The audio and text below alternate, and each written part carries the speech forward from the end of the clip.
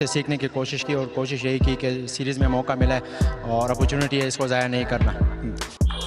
সাকিব ভাই বাংলাদেশের সেরা খেলোয়াড়, তাকে দ্রুত দলে ফেরানো উচিত। ম্যাচ হেরেও একই বলল পাক অধিনায়ক মোহাম্মদ হ্যারিস। দর্শক, বাংলাদেশ কদিন আগেই শ্রীলঙ্কার বিপক্ষে 2-1 ব্যবধানে টি-20 সিরিজ জিতে এসেছে।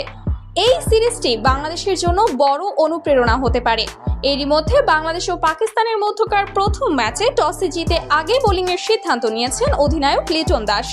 এর মধ্য দিয়ে দীর্ঘ 9 ম্যাচ পর টসে জিতলেন বাংলাদেশ অধিনায়ক। টসে হেরে ব্যাট করতে নামলে অধিনায়কের আস্থার প্রতিদান দেয় টাইগার বোলাররা।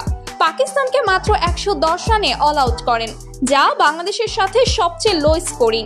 111 রানের জবাবে ব্যাট করতে নেমে শুরুতেই ধাক্কা খায় টাইগাররা, কেননা মাত্র 1 করে ফেরেন তামিম ও অধিনায়ক লিটন। পরে ইমন ও হৃদয়ের দুর্দান্ত পার্টনারশিপে জয়ের দেখা পায় বাংলাদেশ। ম্যাচ হারলেও উপস্থাপকের প্রশ্নে পাক অধিনায়ক জানায় সাকিবকে বিশ্বকাপের আগে দলে ফেরানো উচিত, কারণ সাকিব বাংলাদেশের সেরা খেলোয়াড়।